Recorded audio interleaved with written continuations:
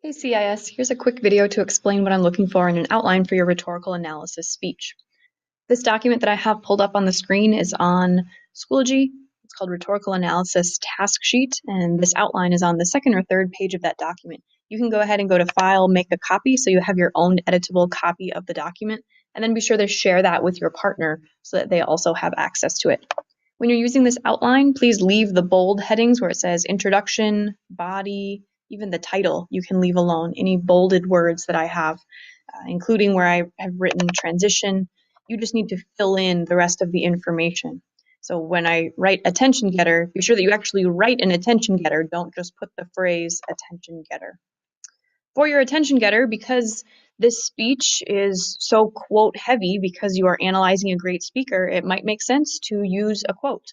Of course, you don't have to. There are many different options you can use for an attention getter. You could tell a story. You could use a statistic. There were so many options that your textbook provided, but a quote is certainly one. The second part of your introduction, you will use the SPA part of SPAM to explain when the speech took place, where it took place, and who the speaker was speaking to. Of course, you can look up this information, use your resources. Maybe it was a more modern or more recent speech that you could find online and you could even watch or listen to, or perhaps it was a quite old speech like the one we're studying in class from 1775, and you might need to do a little bit more research on that. After you've introduced us to what the speech is going to be about, who the speaker was speaking to, and when and where that took place, then I want you to somehow relate the speech that you're analyzing to your audience, so to your class. Why should your class care, and how does this speech apply to them? Well, after studying Patrick Henry's speech, we could probably say that Americans still feel strong patriotism today and maybe have some of the same fire that he had when he was delivering his speech. Perhaps you could even tie your speech to a current event somewhere in the world, and that way we could relate it back to us as an audience. For your thesis statement, I would recommend writing this later on, so maybe leave it blank to begin with, but really you'll be explaining why your speech is a great speech. In your analysis, I'll want you to look for ethos, pathos, and logos, as well as some other rhetorical strategies, but maybe your speaker uses one of those strategies much better than another. So I would put that in the thesis statement. I would say that Patrick Henry uses quite a bit of ethos to appeal to his credibility and some pathos to appeal to us emotionally. So my thesis statement, which is again one sentence, is in his 1775 address to the Virginia House of Burgesses. Patrick Henry persuades his audience by convincing them he is an experienced and trustworthy leader. He uses emotional appeals to incite feelings of frustration and patriotism. So in my speech, I'm also going to talk about logos and some other rhetorical strategies he uses, but as my main argument of my speech, I want to explain to my audience that those are his strongest rhetorical or persuasive appeals in his speech. Once you get into the body of your speech, I've broken it up already into logos, pathos, and ethos. I have a couple more categories down below that I'll talk about. You determine the order that you want these to go in. So if you want to leave them as logos first, ethos last, you decide. I always recommend that in a speech, you begin or end with your strongest point, because audiences are more likely to remember the point at the very beginning of the speech or at the very end of the speech. So if you think that your speaker doesn't use logos as much, and I could certainly point some out for Patrick Henry, but maybe not as much as pathos or ethos, maybe I would put that in the middle because it's a weaker point, and I would put pathos or ethos first. So you determine which order you want these to go in. Now in your outline, A of your subpoint should be kind of introducing your quote by explaining what your main point is. This is almost like the topic sentence of a paragraph. Remember, in an outline, I do not want full sentences. I want words or phrases. So if your speaker uses statistics, maybe you would just write the word statistics right here. I'm going to write the phrase logical reasoning because Patrick Henry doesn't really use statistics. He uses logical reasoning to explain to his audience why they should become their own independent nation from the British. So even though this just says logical reasoning, in my actual speech, I might say a full sentence like, Patrick Henry uses logical reasoning to persuade his audience referencing past events and the colony's history with the British. Then I would launch right into this quote that I pulled out from his speech. When you go and read your speech, I'll also ask that you highlight for ethos, pathos, and logos, and pull out the very best example that you can find.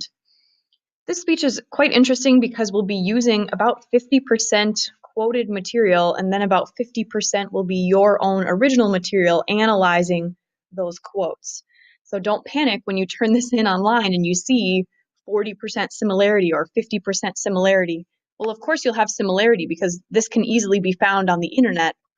It's a quote from your speech. When you're delivering your speech in class, for this one, I will allow you to print off your entire outline because I want to be sure that you get these quotes exactly right. So of course you should practice, but I want to be sure that you have the quote in front of you.